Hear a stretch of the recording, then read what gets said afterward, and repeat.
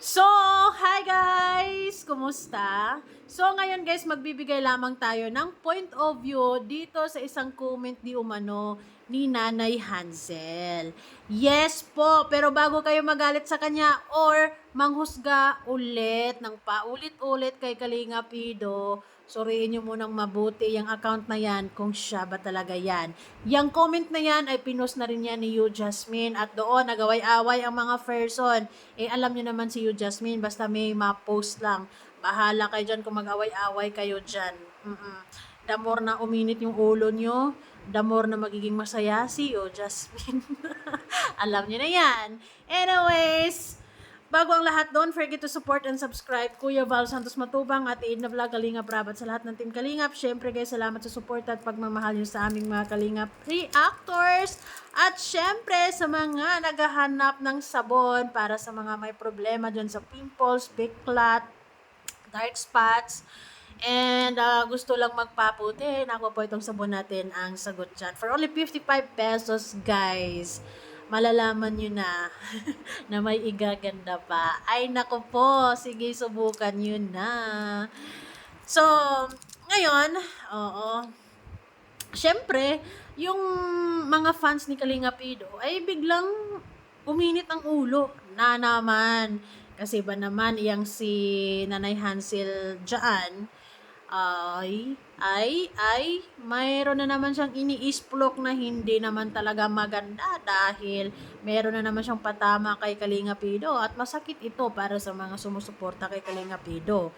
Kasi paano ba naman, lagi silang nagaganito, kisyo ganito, kisyo ganyan, mga masasama. Pero wala pa naman silang ebidensya na inilatag dyan kung gaano ba talaga kasama yung tao. Diba? Eh, gusto lang talaga nilang sirain. Pero teka lang, sino ba yung Hansel na yan kasi?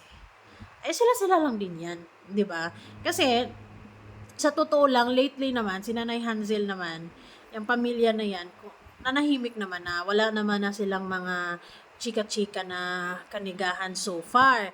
So, sa live ko actually, maraming nagsasabi na hindi naman daw yan legit yung account na yan. So, maaring may gusto lang talagang manira din sa pamilya nila. 'Di ba? Kasi syempre, yung comment na yan, ang mapapahamak dyan si Hansel. At ang mababas dyan si Hansel at saka si Kalinga Pido. Yung mga mabababaw ang pag-iintindi, sigurado magagalit sila agad kay Kalinga Pido. Eh, ganito pala.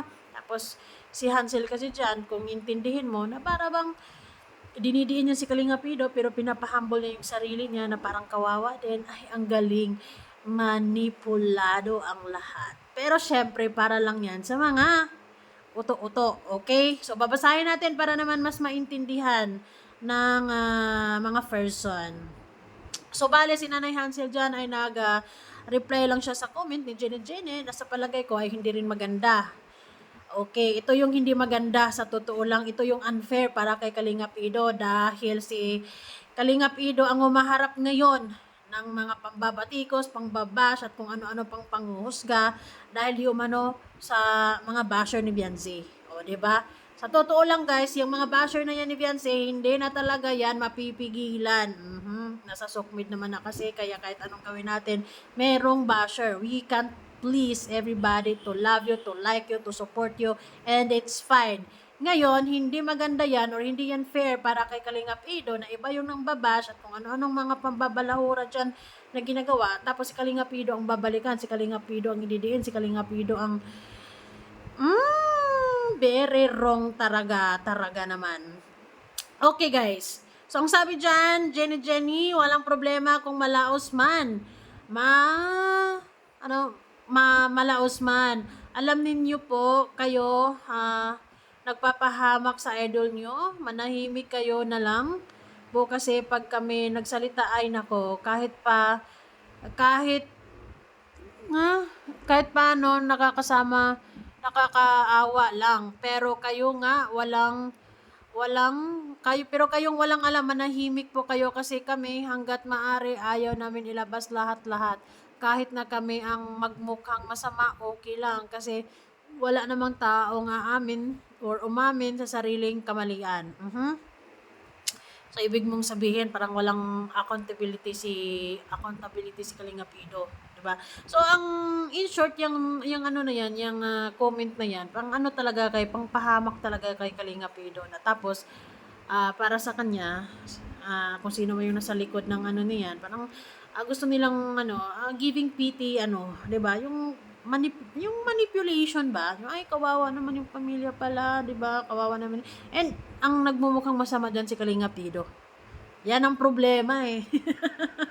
Ang galing-galing talagang magmikos-mikos kung sino man yung mga nasa likod ng mga fake account yun, di ba? Sino kaya yung mga nasa fake account ni Mayil Blue? O hindi lang kasi isa na Mayil Blue ngayon, meron dalawa pa yan sila or baka 10 na yan. Anyways, and then yan, isa dyan, yung nagpapanggap na bilang Hansel ay hindi naman daw yan, ano naman daw yan, hindi siya legit. So sabi sa live ko kanina. So, ayun na nga. Kaya ingat-ingat sa mga pagko-comment ng hindi maganda kasi sa ngayon ay talaga namang ang dami ng mga nagpapanggap, 'di ba? Ay yung mga anti-Kalingap lang din diyan, yung mga galit na galit kay Kalingap Pido na parang kinurot ata sila ni Kalingap Pido at hindi pa rin sila maka-move on hanggang ngayon. Aray mo. Aray nila, 'di ba? Anyways, tayong medyo malawak naman ang pag-unawa, tuloy-tuloy yung ating pag-move on. Ay, sana all. Ang galing naman mag-advise. Pero nakakainit din kaya ng ulo kapag nakakabasa ka ng ganyan, no? Imaginein mo, let's give a benefit of the doubt na kung si Nanay Hansel talaga yan. Ay, nako, nakaka-disappoint, di ba? Na, bakit naman? Hindi ba uso sa barangay nila ang pagmumubuan at tanggapin nila ang mga bagay-bagay na hindi na. Pero nanahimik naman na sila sa totoo lang. So kung sino man yung Hansel na yan nasa likod ng account na yan, maaring wala lang talaga silang pakialam both sides kahit yung mga fans ay mag-away-away din. Kaya kalmahan nyo. 'Di ba? Minsan kasi kayo lang din yung inuuto diyan sa mga post na yan. Tayo lang din talaga ang inuuto. Pero ano lang din, sila lang din yan nagpapanggap. Ang galing-galing, no? Kaya syempre naman, sa mga ganyang mga paninira naman kay Kalinga Pido, we used to it naman na para bang tayo mga fans na nakasuporta kay Kalinga Pido, ano naman na tayo dyan, sanay na tayo dyan, hindi naman na bago sa paningin natin yan, hindi naman na bago sa pandinig natin yan.